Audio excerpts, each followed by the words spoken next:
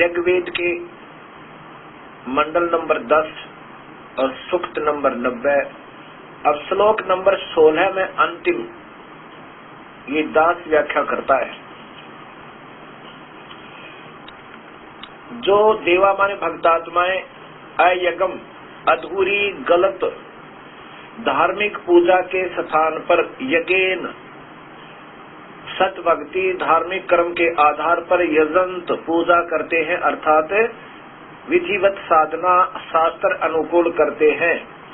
तानी माने वे, धर्माणी माने धार्मिक, शक्ति संपन्न, प्रथमानी यानी मुख्य है, उत्तम है, सबसे सर्वश्रेष्ठ है। ते है वे ही वास्तव में महिमान महान शक्ति भक्ति शक्ति युक्त होकर जो सही विधिवत साधना करते हैं, उनमें नाम की कमाई आ जाती है, वो भक्ति से युक्त हो जाते हैं। युक्त होकर साध्य वो भक्तात्मा अर्थात वो साधक नाकम माने पूर्ण सुखदायक परमेश्वर के सचंत माने भक्ति निमित्त कारण से प्राप्त होते हैं। उस पूर्ण परमात्मा सतपुरुष को उस सत भक्ति के आधार पर उसको प्राप्त होते हैं। यत्र माने जहाँ पर, पूर्व माने पहले की, सृष्टि माने सृष्टि है, सृष्टि के पहले वाली सृष्टि के, देवा माने भक्तात्माएं, संति माने रहती हैं। जहाँ पर पहले वाली भक्तात्माएं रहती हैं, जहाँ हम पहले रहते थे सतलोक में, और यहाँ से सत भक्ति करके कबीर परमात्मा के आधार पर भक्ति करके जो वहाँ पहुँच जाते हैं, वो कहाँ पहुँच जाते हैं? जहाँ पर वो पहले की भक्तात्मा रहती हैं, जो पहले की देव शक्तियां का अर्थ है वो तो परमात्मा के तुल्य है। हम ही अपने कर्मों के आधार पर यहाँ पर बिगड़ गए। कबीर साहब कहते हैं, चोर चुराई तो बड़ी वो गड्ढे पानी माँ, वो गड्ढे वो ऊपर आवे, ऐसे सच्चाई छानी न, ऐसे सच्चाई छुपती नहीं। अब कबीर साहब की वाणी अब आपके सत्य स्वीकार होगी कि कबीर परमेश्वर ने सत्य कहा है जो कहा है। कबीर साहब की वाणी में सृष्टि रचना, धर्मदास ये जग बोराना, कोई न जाने पद निर्वाणा, यही कारण मैं कथा पसारा, जग से कहिए एक राम नियारा। यही ज्ञान जग जीव सुनावो, सब जीवों का भरम नसावो।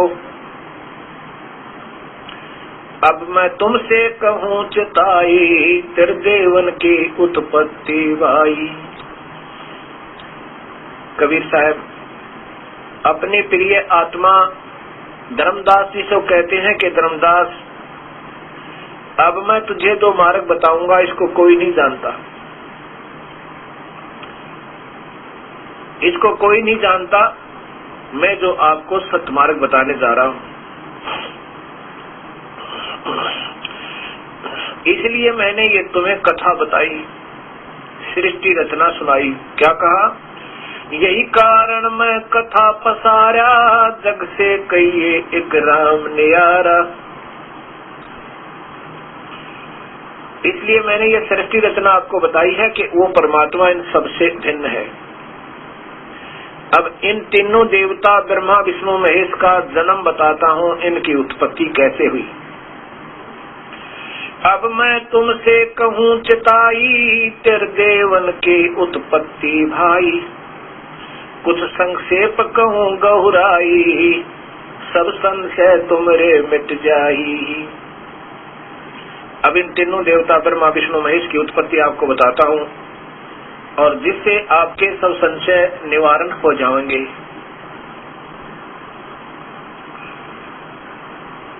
भरम गए जग वेद पुराना,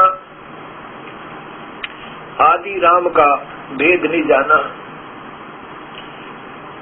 भरम गए जग वेद पुराना, आदि राम का भेद नहीं जाना। सनातन ब्रह्म, उस पूर्वम ब्रह्म यानी पूर्ण परमात्मा के बारे में नहीं जान पाए। राम राम सब जगत बखाने, आदि राम कोई बिरला जाने। ज्ञानी सुने सो हृदय लगाई, मूर्ख सुने तो गम ना पाई। कबीर साहब कहते हैं कि धर्मदास, इस सच कथा को सुनकर बुद्धिजीवी तो तेरे पास आ जाएंगे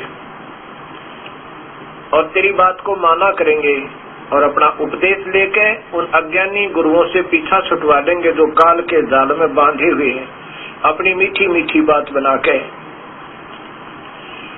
गरीबनाथ जी कहते हैं, बीजक की बाता कहे बीजक ना ही आथ, ये पृथ्वी डोबन उत्तर रेखा का मीठी बात है।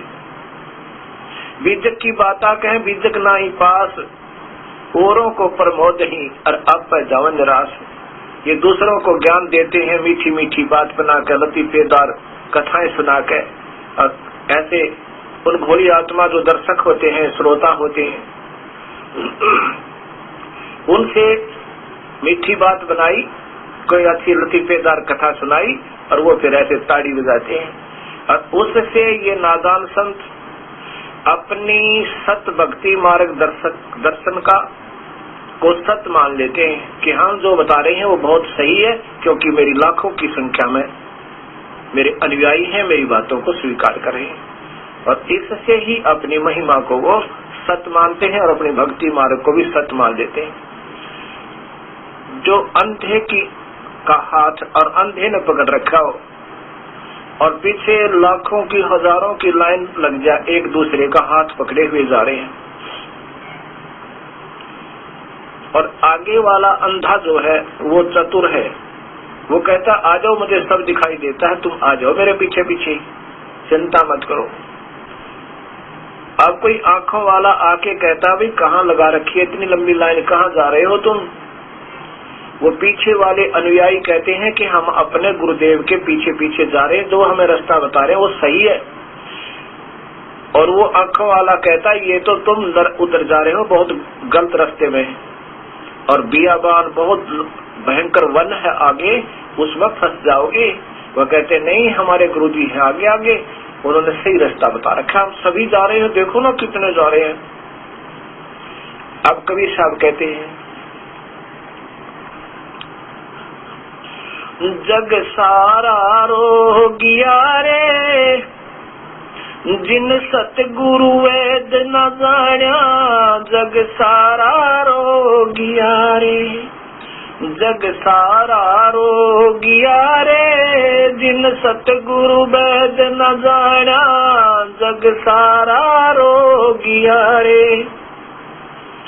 जन्म मरण का रोग लगा है या तृष्णा बढ़ रही खासी, जन्म मरण का रोग लगा है तृष्णा बढ़ रही खासी, आवागवन की डोर गले में पड़ी काल की फांसी, जग सारा रो गया रे, जिन सतगुरु वेद न जान्या, जग सारा रो गया रे। साचा सतगुरु कोई न पूज, झूठे जगपतियासी, साचा सतगुरु कोई न पूज, झूठे जगपतियासी। अंधे की बागई अंधे नय मार्ग कौन बतासी, जग सारा रो गया रे, जिन सतगुरु वेद न जान्या, जग सारा रो गया रे। देखा देखी गुरु शिष्य बन गए, किया न तत्व विचारा, देखा देखी गुरु शिष्य बन गए, किया न तत्व विचारा। गुरु शिष्य दोनों के सिर पे काल ठोके पंजारा, जग सारा रो गया रे, जिन सतगुरु वेद न जान्या, जग सारा रो गया रे, जग सारा रो गया रे, जिन सतगुरु वेद न जान्या, जग सारा रो गया रे। सार सबद सर जीवन बूटी गस गस अंग लगावे। सार सबद सर जीवन बूटी गस गस अंग लगावे। कहे कबीर तुम सत कर मानो ये जन्म मरण मिट जावे। जग सारा रोगिया रे जिन सतगुरु वेद न जाना। जग सारा रोगिया रे। कबीर साहब कहते हैं जग सारा रोगिया रे। जग सारा रोगिया रे जिन सतगुरु वैद न जाना। जग सारा रोगिया रे। कौन सा रोग है?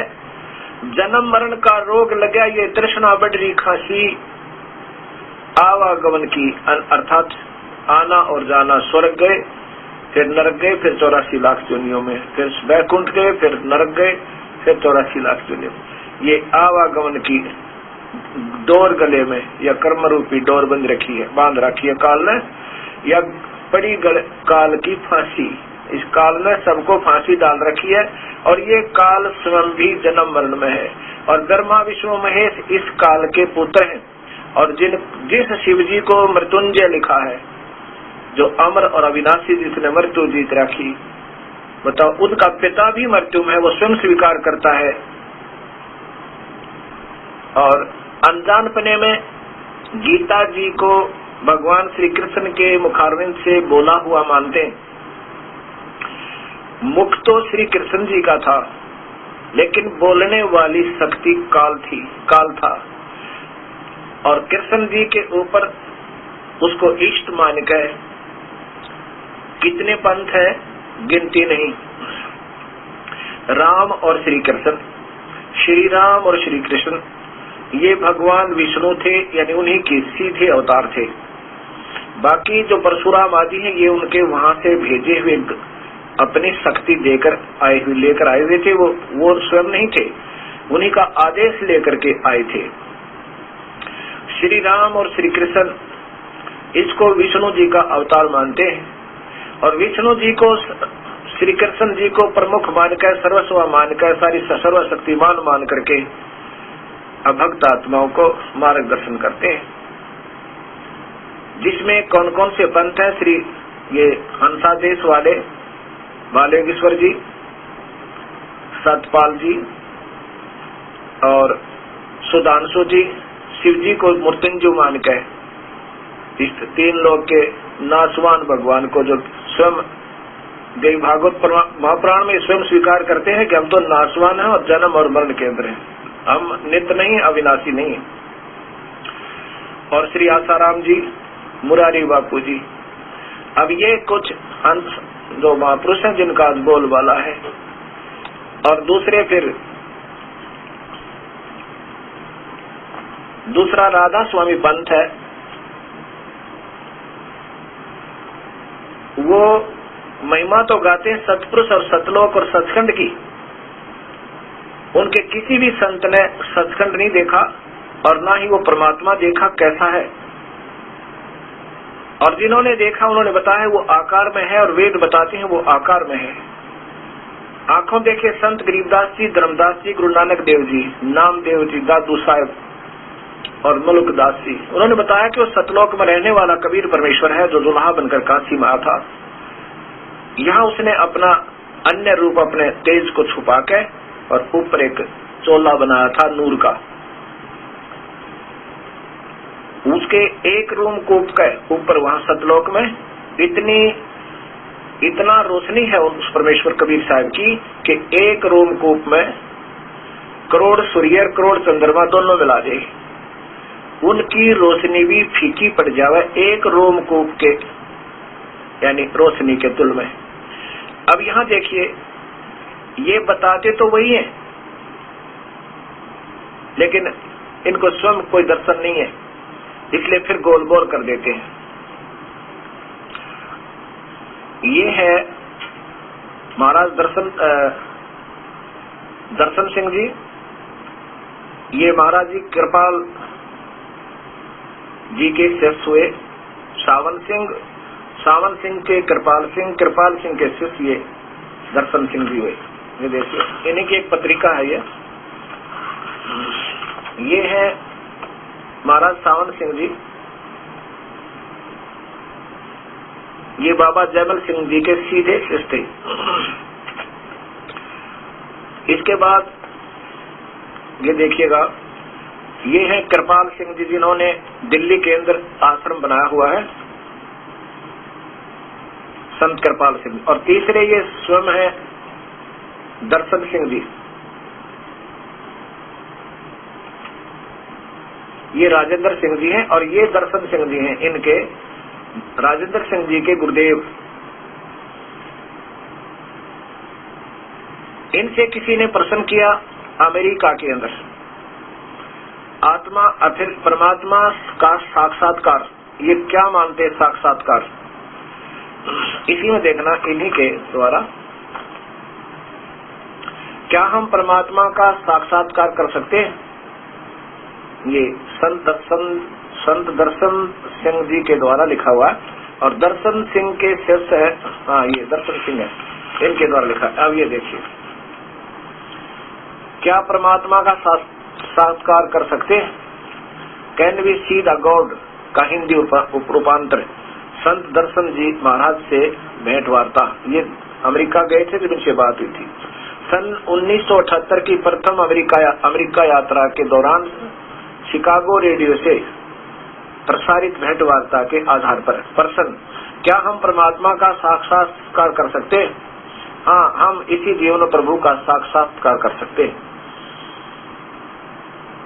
क्या कहते हैं? आप जो बात कह रहे हैं उसका क्या प्रमाण है? जिस प्रकार हलवे का प्रमाण उसे खाने में निहित है, हलवा देख नहीं सकते, खा सकते हैं, इनका भाव ये है। अब देखिए आगे, निहित है, इसी प्रकार आत्मिक उपलब्धि का प्रमाण उसके अनुभव में है। हम ज्ञान और प्रभु का अनुभव प्राविता के माध्यम से प्राप्त करते हैं, जो संत मत का मार्ग है। स्वामी विवेकानंद, जिनका पूर्ण नाम नरेंद्र था, ने रामकृष्ण परमहंस से एक बार पूछा, प्रभु क्या आपने परमात्मा को देखा है? उन्होंने जवाब दिया, हाँ बेटा, परमात्मा को देखा है, उतनी ही स्पष्टता से के साथ जितनी स्पष्टता से मैं तुम्हें देख रहा हूँ। आगे फिर बताते हैं, ये दर्शन सिंह जी के एक उदाहरण दे रहे हैं कि उन्होंने रामकृष्ण परमहंस ने विवेकानंद से बता दिया कि ऐसे ही देख सकते हैं भगवान को जैसे मैं तुझे देख रहा हूँ, अर्थात आकार रूप में देख सकते हैं। फिर स्वयं की टिप्पणी दर्शन सिंह जी क्या कहते हैं? परमात्मा जब व्यक्त हुआ, व्यक्त माने आकार में आया, व्यक्ति रूप में। स्वयं मानते हैं, व्यक्त अपने हाथ से लिखते हैं। व्यक्त का अर्थ होता आकार में आना और व्यक्ति रूप में, व्यक्ति रूप में। परमात्मा जो व्यक्त हुआ, इजहार में आया, उसने दो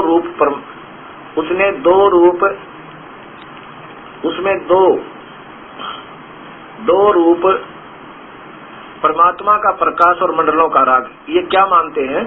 धारण किए परमात्मा का यही रूप मानते हैं कि वो प्रकाश और बस कुछ उसमें सुनाई देव नाद, आकार नहीं मानते, कोई रूप है उसका। सिद्धांतों के संपर्क, क्या इन दो सिद्धांतों के से संपर्क स्थापित कर केवल हम परमात्मा को देख ही सकते हैं, वरना हम उसके रूबरू बातचीत भी कर सकते हैं। अब फिर देखिएगा, मतलब पीछे करो, देखिएगा, अब अच्छी तरह पढ़ो।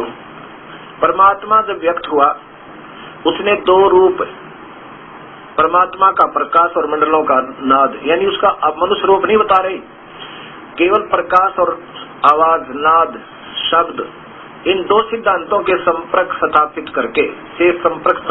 करके न केवल हम परमात्मा को देख ही सकते हैं, वरना हम उनसे रूबरू बातचीत भी कर सकते हैं। अर्थात आकार नहीं है, प्रकाश देख सकते हैं, उसकी आवाज जो आती है थोड़ी थोड़ी धुनात्मक, वो सुन सकते हैं, उसका मार्गदर्शन भी पा सकते हैं और अंत में उसमें अभेद भी हो सकते हैं। प्रश्न, परमात्मा किस देखने में कैसा है? क्या बताते हैं? परमात्मा आकार रहित है। ये उत्तर है दर्शन सिंह जी का, जो राधा स्वामी कृपाल जी वाली परंपरा से है। उत्तर है निराकार, आकार रहित है अर्थात निराकार है। परमात्मा पूर्ण ज्योत, पूर्ण प्रकाश, मूलभूत प्रभा तेज है। बस परमात्मा का ज्योति पुंज अवर्णनीय है। और अब आगे देख रहे हैं, स्वयं कहते हैं एक रूम अवर्णनीय है। फिर भी शास्त्रों में बताया कि करोड़ों सूर्य चंद्र एक प्रकाश उसके एक रोम के प्रकाश के तुलना नहीं कर सकता। परमात्मा को उसके मूलभूत ज्योत स्वरूप में देखना भी संभव है। जब हम रूहानियत की सबसे ऊंची अवस्था में पहुंच जाएं, ये अंतिम स्थिति है कि प्रकाश देख लिया, ज्योत स्वरूप देख लिया। ये काल है ज्योत स्वरूप निवेदन, ये काल है। इन्होंने अभी तक काल ही के दर्शन किए हैं और कुछ नहीं। एक तरफ तो कहते हैं उनकी एक रोम के समान प्रकाश की तुलना करना नहीं कर सकता। रोम है तो आदमी है, आकार है, रोम कूप है। तो ये देखना भक्तात्मा आपके सामने सारी सच्चाई आओगी और ये भगत समाज फिर सोचने पर विवश होगा। हमने अंधे होकर किसी की उंगली नहीं पकड़े रहना चाहिए, अपने आप को फिर दोबारा सोचना होगा। और यही व्याख्या अब वर्तमान गद्दी नशीन अर्थात दर्शन सिंह जी महाराज जो इसी परंपरा के मुखिया हैं, इनकी एक किताब है आधुनिक युग में आध्यात्म राजेंद्र सिंह जी, सावन कृपाल पब्लिकेशंस स्पिरिचुअल सोसाइटी। अब इनका देखिए चतुर्थ संस्करण 1996, ये इनकी कृपाल आश्रम संत कृपाल सिंह मार्ग, सावन कृपाल पब्लिकेशन स्पिरिचुअल सोसाइटी, कृपाल आश्रम संत कृपाल सिंह मार्ग, विजयनगर दिल्ली। इतना इनकी भी यही व्याख्या है। ध्यान अभ्यास अब क्या बताना चाहते हैं ये कि संत हमें बताते हैं कि प्रारंभ में केवल परमात्मा था जो महाचेतना और प्रकाश का सागर था। जब परमात्मा ने संकल्प किया मैं एक से अनेक हो जाऊं, तब एक हिलोर उठी और वह ज्योत तथा नाद में बदल गई। यह धारा पिंड के मंडलों तक आई है। यह धारा सबके अंतर प्रभावित है, लेकिन मन और माया के पर्दों से ढक चुकी है। नतीजा यह कि अंतर में न तो यह ध्वनि सुनाई देती है और न ज्योत दिखाई देती है। बस ज्योत तक सीमित है। नाम दान मिलने एवं ध्यान का अभ्यास करने से अंतर में सुरत ज्योति और सुरुचि से जुड़ जाती है। जब आत्मा को छोड़कर इस धारा के माध्यम से अंतर की रूहानी मंडलों की यात्रा करती हुई अपने निज घर सचखंड पहुंच जाती है। ये नकली सतलोक तक सीमित है ये सभी पंथ। अब यहाँ देखो, अब यहाँ क्या कहना चाहते हैं ये कि नाम दान के समय ज्योति और श्रुति का प्रारंभिक अनुभव मिलने पर इसके विकास के लिए नित्य प्रति साधना आवश्यक है।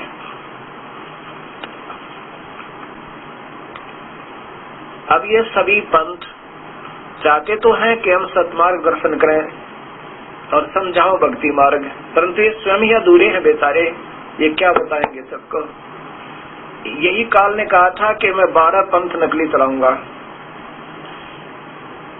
जिसमें कुछ तो ऐसे होंगे जो महिमा पूर्ण परमात्मा सचखंड की, सतलोक की, सतपुरुष की ही कहा करेंगे, लेकिन नाम गलत दिया करेंगे।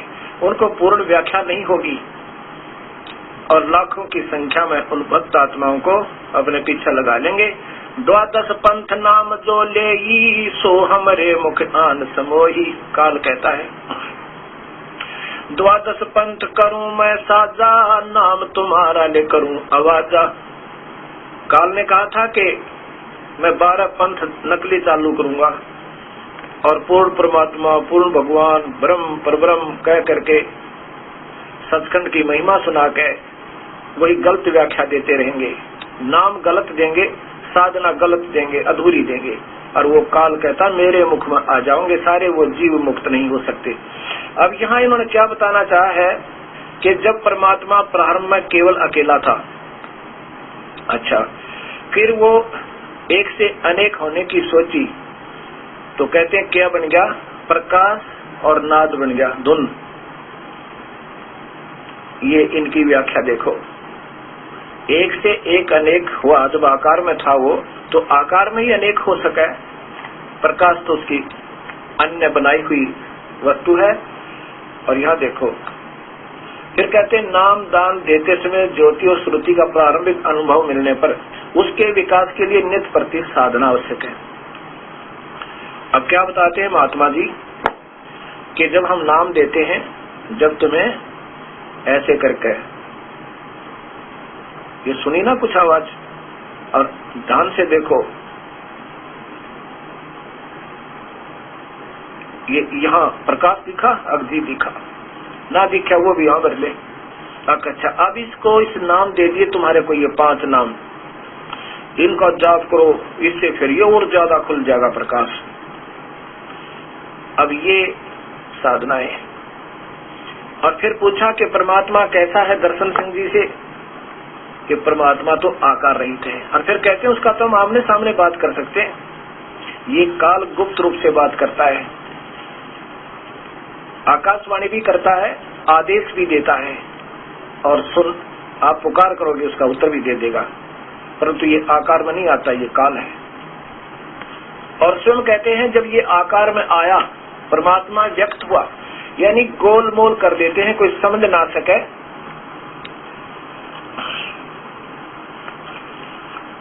स्वयं कहते हैं महात्मा जी कि जब परमात्मा व्यक्त हुआ, व्यक्त माने आकार में आना, अव्यक्त माने निराकार,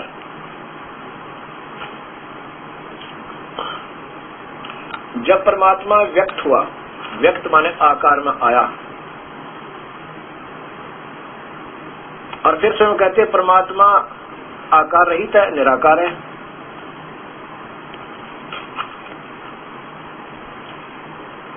किसी का दोष नहीं, जब तक कभी परमेश्वर की कृपा नहीं होगी ये जीव नहीं समझ सकता इस काल के जाल को।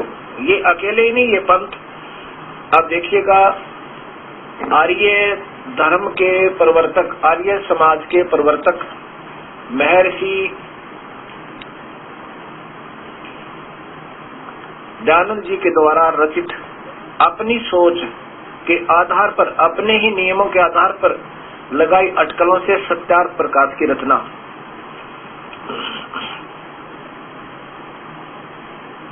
ये वेदों को चारों वेदों के बिल्कुल मर्मज्ञ ज्ञाता माने जाते हैं।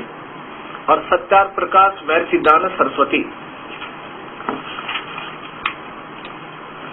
अथ सत्यार्थ प्रकाश है, वेद विधि विदत गच्छात शास्त्र प्रमाण है, यानी वेदों के आधार पर प्रमाण देते हैं। श्रीमत परमहंस परिवर्जक आचार्य महर्षि दयानंद सरस्वती स्वरचित अपनी स्वामी वितरित सर्वथा राज नियम नियोजित वैदिक पुस्तक प्रकाशक है, वैदिक पुस्तकालय दयानंद आश्रम केसरगंज अजमेर। अब ये देखियो इनके कौन सा समोल्लास है, ये देखिए सत्यार्थ प्रकाश, और ये समोल्लास देखो इनका अष्टम समोल्लास है। इसमें कोई प्रश्न करता है, नीचे आइए, कि ईश्वर साकार है निराकार, महर्षि जी उत्तर देते हैं ईश्वर निराकार है। और तो बाद में बताऊंगा, ये सर्वशक्तिमान भी प्रभु को नहीं मानते, सिर्फ थोड़ी सी ये उन्हीं के द्वारा प्रकाशित है। अब देखिएगा महर्षि दयानंद जी द्वारा ही भाषा भाष्य ऋग्वेद प्रथम मंडल, ये आधा ऋग्वेद इनके द्वारा भाषा भाष्य है, ये प्रथम मंडल। इसमें जब ये प्रारंभ करते हैं, इस पवित्र ग्रंथ का टीका करने लगते हैं, भाषा भाष्य करते हैं, प्रकाशक है सर्वदेशिक आर्य प्रतिनिधि सभा, महर्षि दयानंद भवन, रामलीला मैदान, नई दिल्ली। ये देखिए ओम अथ ऋग्वेद भाषा भाष्य प्रथम मंडल प्रथम सूक्त। अग्नि शब्द से प्रारंभ होता है, अग्नि।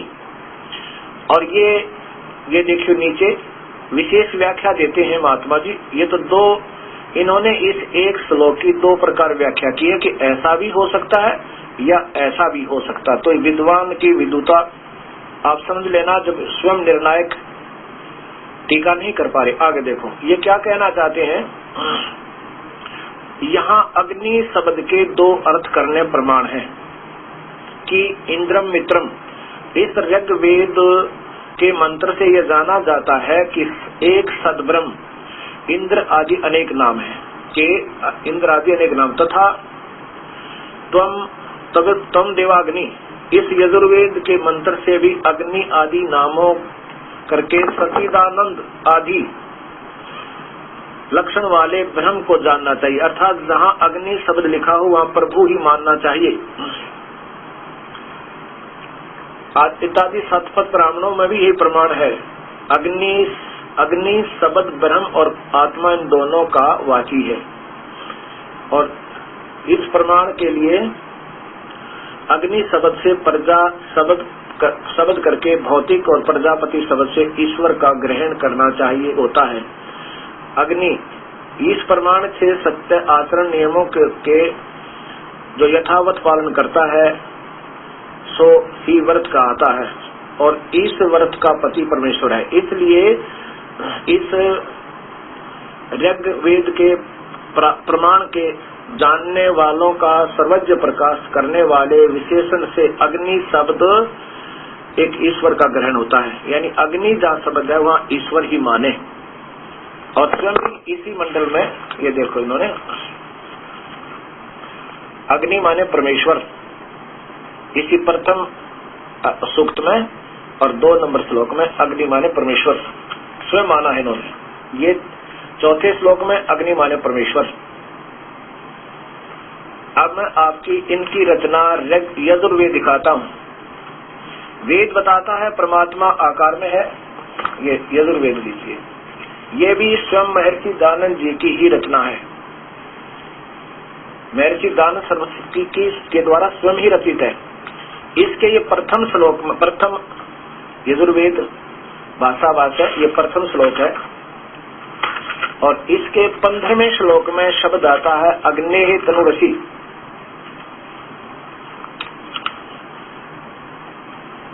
ये 12 है। यजुर्वेद महर्षि दयानंद जी द्वारा भाषा भाष्य श्लोक प्रथम अध्याय का श्लोक नंबर 15 में आप देखिए स्पष्ट है। अग्नेः तनुअसि वाच विसर्जने देवः वितय तव ग्रहणामि बृहत ग्रावा असि वांस्पत इदम देवेभ्यः हवि समीस्व सुसीम समीस्व हविकृत। यही हविष्कृत है। ये इसकी संस्कृत बनती है। इसमें सीधा ही अर्थ है अग्नेः तनुरसि। ये आपके सामने है अग्नेः तनुरसि। परमात्मा सशरीर है। यहाँ पर अग्नि शब्द का कोई अर्थ ही लिखना छोड़ दिया इस पूरे के पूरे वाक्य का। अग्नेः तनुरसि इस पूरे वाक्य का अर्थ छोड़ दिया और इसमें 11-12 शब्द बिल्कुल त्याग रख, बिल्कुल नहीं लिए इस भाषा भाष्य में। ये देखो ये आपके सामने है, आप देख सकते हो पूरा का पूरा। ये महर्षि दयानंद जी द्वारा भाषा भाष्य। इसमें कोई भी शब्द कौन सा नहीं है। अग्नेः तनुरसि नहीं है, वाचो विसर्जन नहीं है और फिर ये 11-12 शब्द छोड़ दिए, गोल बोल कर दिया कि पहले तो अग्नि शब्द को कह रहा हूँ कि भगवान मानो और यहाँ भगवान का शरीर लिखा है वो आकार में है। अब अतलत विचलित हो गए। अर्जुन जी महाराष्ट्र जी कहते हैं ये देखो यहाँ फिर इसी में 17वें श्लोक में अग्नेः तनुअसि स्वीकार करते हैं। अग्नि माने परमेश्वर, 17वें में। अब 18वें में देखो, अग्नि परमेश्वर, और जहां परमेश्वर लिखना था वो छोड़ दिया। अब देखो 5वें अध्याय का इन्हीं के द्वारा टीका, 5वां अध्याय यजुर्वेद, ये यजुर्वेद ही चल रहा है, यजुर्वेद भाषा भाष्य, और ये 5वां अध्याय आरंभ। अब नीचे देखो, अग्नि तनुरसी, ये फिर आ गया, अब कहां तक छुपा हुआ है। अब यहाँ इन्होंने गोलमोल करना पड़ा इसका।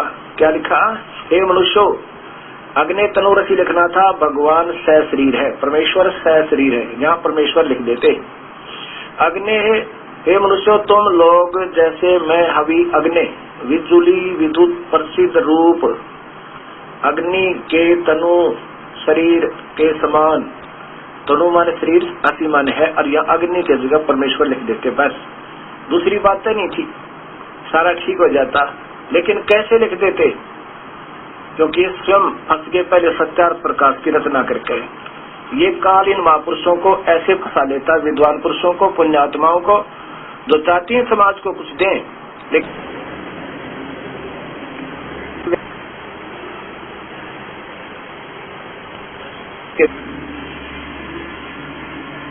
सब गलतियां। महर्षि दयानंद जी ने पहले सत्यार्थ प्रकाश की रचना कर दी, उसमें लिख दिया परमात्मा निराकार। उस समय इस महापुरुष के सामने या सबकी बुद्धि अपने हाथ में रखता हूं। इन्होंने वेदों को ज्यादा नहीं पढ़ा, मोटा मोटा देखा था, जब सत्यार्थ प्रकाश की रचना कर दी। इसके सामने ये आने ही नहीं दिए श्लोक, और जब इनके हाथ बंध गए और सत्यार्थ प्रकाश में हो गया, सब जगह भगत समाज में पहुंच चुका था, उस समय ये मजबूर हो गए। फिर इन्होंने भाषा भाष्य प्रारंभ किया। फिर ये कैसे लिखते परमात्मा आकार में, मजबूर हो गए। वेद बताता है वो आकार में कहीं और है। इसी यजुर्वेद के अब 40वें अध्याय में आप देखो, जैसे पहले भी मैंने दिखा था, इन्हीं के द्वारा भाषा भाष्य है कि वो परमात्मा तो गुप्त है, जो पूर्ण ब्रह्म है, और वो आकार में है। आकार में वेद बता रहे हैं, और यजुर्वेद ही बताता है वो कबीर परमेश्वर है। अब देखो इस 40वें अध्याय का वही 17वां श्लोक देखिएगा।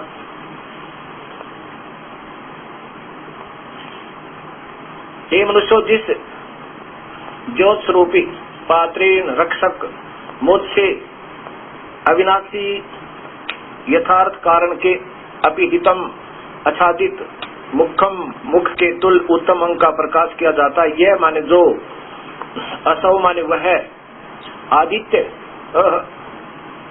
आदित्य प्राण व वायुमंडल, आगे लो, प्राण व वायुमंडल में पुरुष माने पूर्ण परमात्मा है, स माने वह है, ऐसा वो माने परोक्ष रूप है। ये अपने हाथों से लिखते हैं, वो तो गुप्त है, कोई और परमात्मा है जो सूर्य मंडल ऊपर के लोक में रहता है, दिव्य लोक में। अहम माने मैं, खम्ब ब्रह्म काल, तो केवल खम्ब माने स्वर्ग तक ही ले जा सकता हूँ, और मेरा ओम नाम है। बस ये स्वयं मानते हैं कि वो परमात्मा, यह माने जो, वह, असो माने वह, आदित्य प्राण व सूर्य मंडल में पुरुष माने पूर्ण परमेश्वर है, स माने वह परोक्ष रूप है, वो तो छुपा हुआ है, वो तो गुप्त है, वो दिखाई नहीं देता। दो भगवान मान, दो तो ये बता ही रहे हैं। अब इसी यजुर्वेद के इसी 5वें अध्याय का 32वां श्लोक इन्हीं के कमलों द्वारा भाषा भाष्य किया हुआ आपको दिखाता हूँ। उसमें भी नहीं छुपा सके कि वो कबीर परमेश्वर है, वो पाप कर्म काटने वाला है, वो बंदी छोड़ है, बंधनों का शत्रु है, सतलोक में रहता है। ये हुई यजुर्वेद महर्षि दयानंद सरस्वती के द्वारा भाषा भाष्य, इनके ही द्वारा कर कमलों द्वारा ये 32वां श्लोक 5वें अध्याय का अध्याय, ये है 5वां अध्याय और ये 32वां श्लोक। ये संस्कृत है। उसी का सी कबीर अंगारी असी, कबीर अंगारी असी,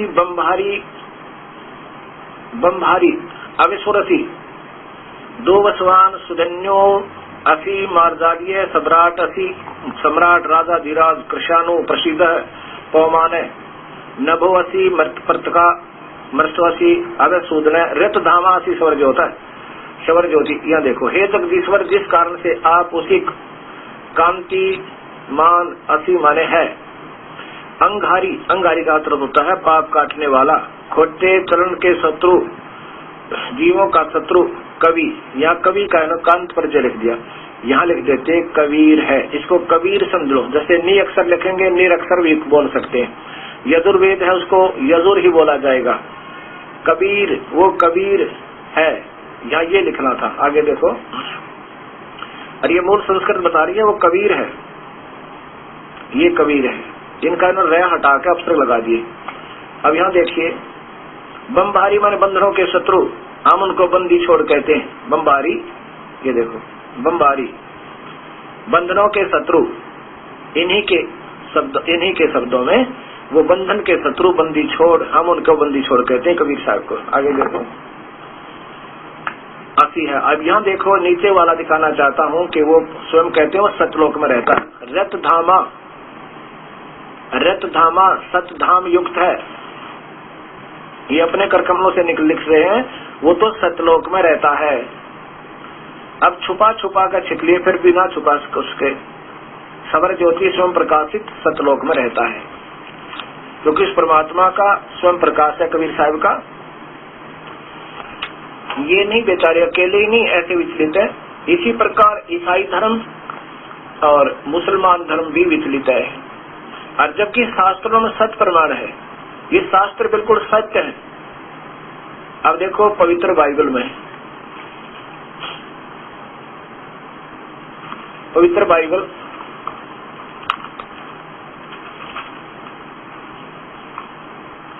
नीचे इंडिया बाइबल लिटरेचर 67 67 बरका रोड किलपक मद्रास दूरभाष इतना।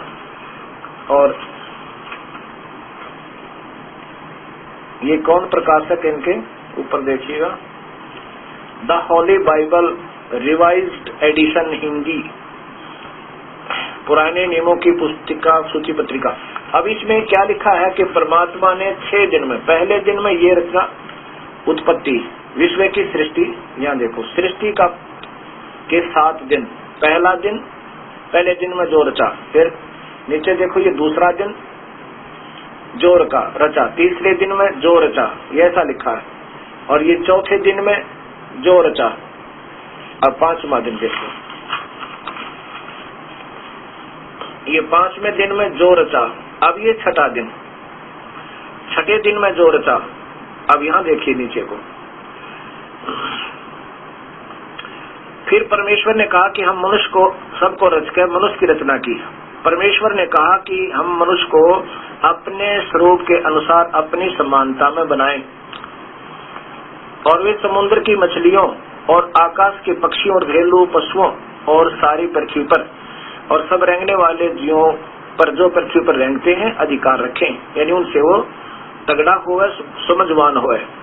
तब परमेश्वर ने मनुष्य को अपने स्वरूप के अनुसार उत्पन्न किया। मनुष्य, इसलिए परमात्मा मनुष्य जैसा है। अपने ही स्वरूप के अनुसार परमेश्वर ने उसको उत्पन्न किया, और वह नर और नारी करके उसने मनुष्यों की सृष्टि की। बताइए के कमी छोड़ दी शास्त्रों ने? शास्त्र बिल्कुल स्पष्ट है। फिर परमेश्वर ने उनसे कहा, सुनो, किनको? मनुष्य से, जितने बीज वाले छोटे छोटे पेड़ सारी पृथ्वी के ऊपर हैं और जितने वृक्षों में बीज वाले फल होते हैं, वे सब मैंने तुमको दिए हैं, वे तुम्हारे भोजन के लिए हैं। और जितने पृथ्वी के पशु और आकाश के पक्षी और पृथ्वी पर रेंगने वाले जंतु हैं, उनमें जिनमें जीवन के प्राण हैं, उन सब के लिए खाने के लिए मैंने सब हरे हरे छोटे पेड़ दिए हैं। और वैसा ही होगा। इसमें परमात्मा ने फिर देखो कहीं नहीं लिख रहा क्या मनुष्यों को मांस खाओ, बकरे काटो, गऊ खाओ, गधे खाओ, कहीं लिखा मालिक ने? ये उस परमेश्वर का आदेश है। आगे जो कुरानों में आदेश है वो उनके फरिश्तों, काल के फरिश्तों के और काल के आदेश है, ये इस मालिक के नहीं। इसलिए वो जो आगे इसके विरुद्ध किया जा रहा है वो काल के लोक में रहेंगे और इस भगवान के दोषी हैं। अब यहाँ 7वां दिन विश्राम किया।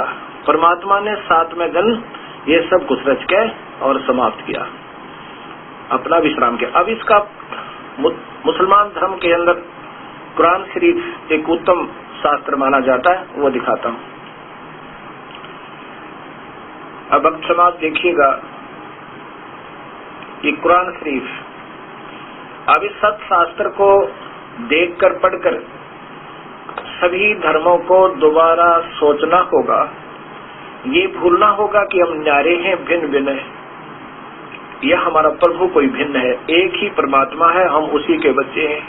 ये काल हम सबको भ्रमित करा, वो निराकार भगवान जो अव्यक्त कहलाता है, जैसे जिसको सभी उसी की महिमा गाने वाले संत भी विचलित है, चाहे वो कबीर पंथी है, चाहे गरीबदास पंथी है, और चाहे घीसा पंथी है, चाहे मोहम्मद साहिब के मानने वाले, चाहे ईसा जी के मानने वाले, और चाहे हिंदू समाज, अभी तक सबको गुमराह किया हुआ है। क्योंकि ये दास भी मेरे गुरुदेव जो स्वामी रामदेवानंद जी महाराज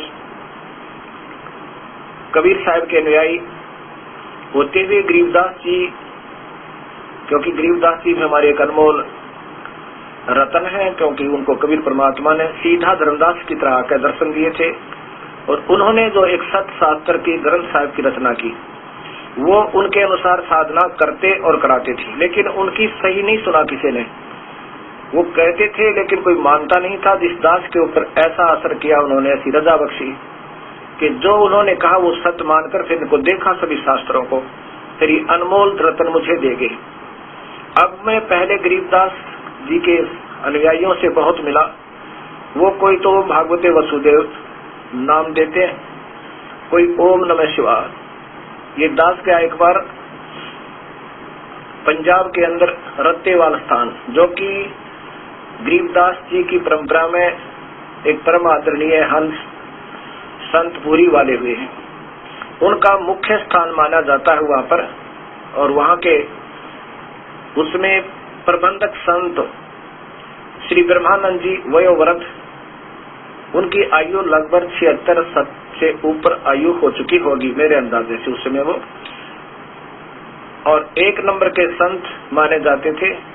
वो केवल जो उनके अनुयायी जो संत बन गए उनको तो सोहम नाम देते थे, अन्य गृहस्थियों को ओम नमः शिवाय, ओम नमः शिवाय या भागवते वासुदेवाय नमः, ओम नमः भागवते वासुदेव, भगवते वासुदेव, ऐसा क्यों देते थे? कहते गृहस्थियों को तो ये ओम नमः शिवाय या ओम भागवते वासुदेवाय नमः, और संतों को केवल सोहम।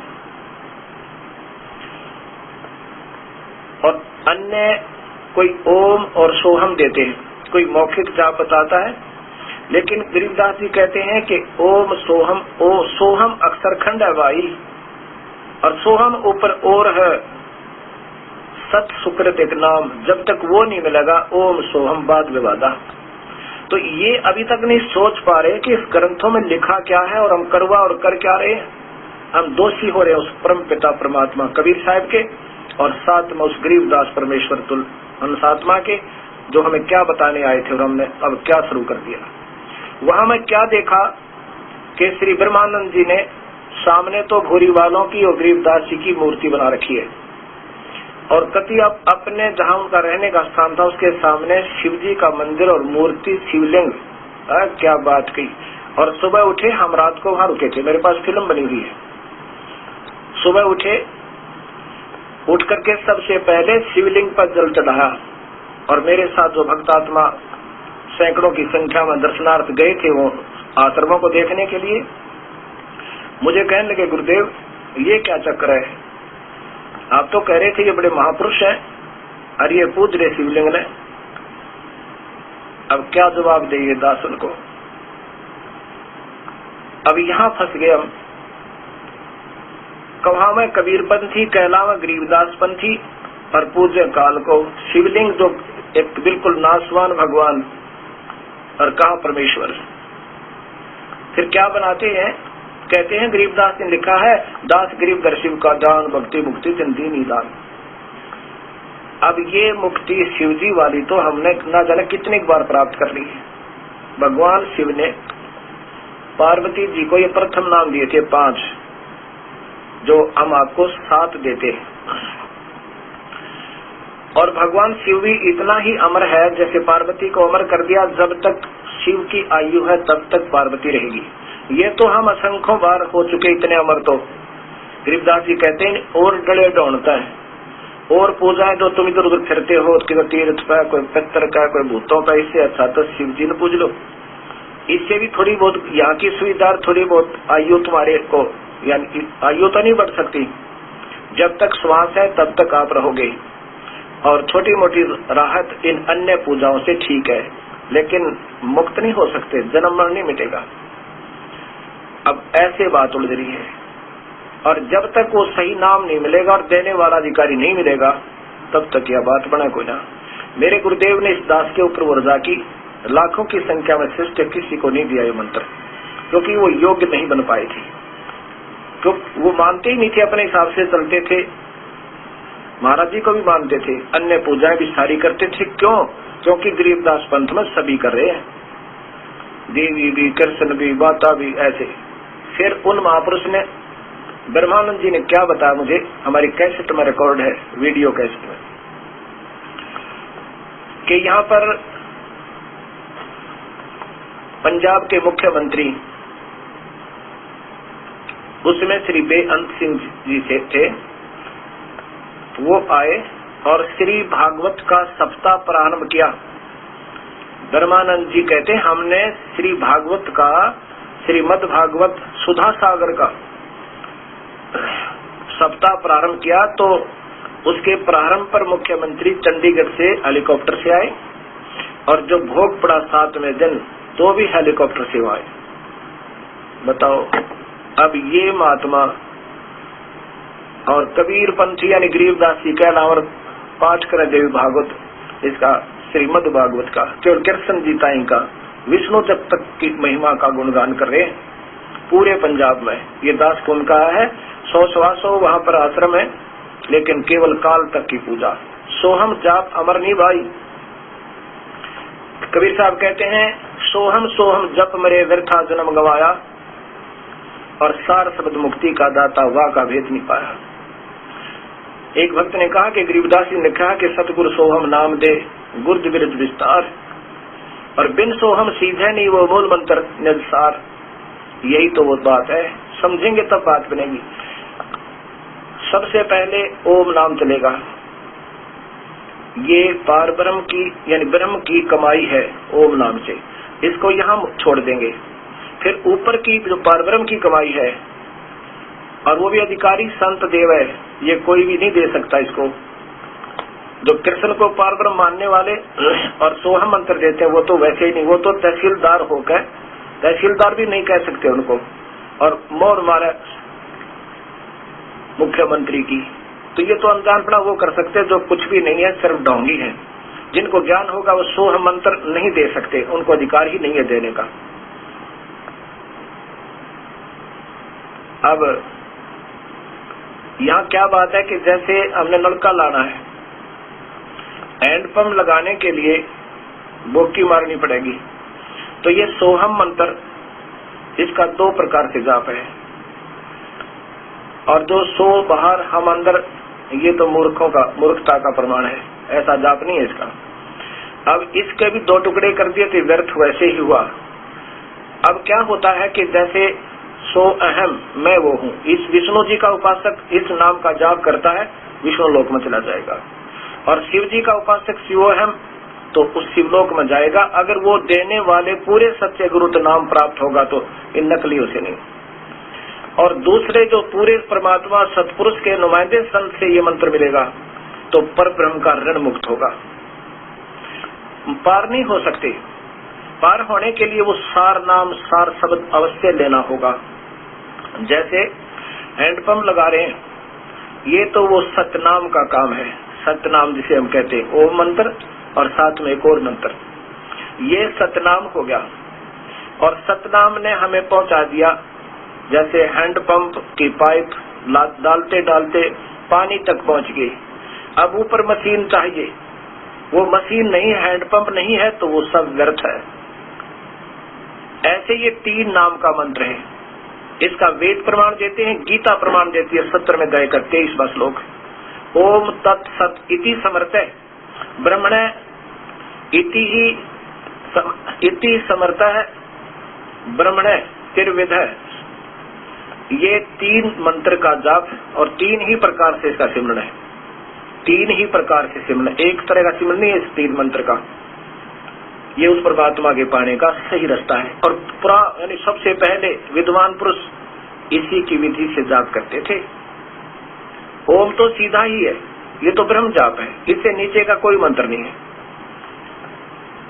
और फिर दूसरा मंत्र गुप्त रखा, संकेतिक तत् और सत। और वो यजुर्वेद के साथ में, यजुर्वेद के श्याम वेद के 822 नंबर श्लोक में यही है कि वो कबीर परमात्मा ये 3 मंत्र का नाम देकर हमारे पाप कर्मों को समाप्त करवा कर पवित्र करके आयु भी बढ़ा देता है कि बेटा और कर ले भजन, तेरी कम कमाई बनी है। क्योंकि नाम की कमाई से ही सतलोक जाया जा सके, अन्यथा नहीं जा सकते। ये ध्यान वगैरह ये तो यज्ञ है, यज्ञ से प्रभु प्राप्ति नहीं है। अब ऐसे ये सारा उलझड़ा पड़ा हुआ है। अब कहाँ तक वर्णे, अब सच्चाई बताऊं तो मैं महसूस हो रहा होगा कि निंदक है और सबको ही कमजोर बता रहा है। हम तो उन शास्त्रों के आधार पर बता रहे हैं जिनका अभी तक हमें खोलकर भी नहीं देखा।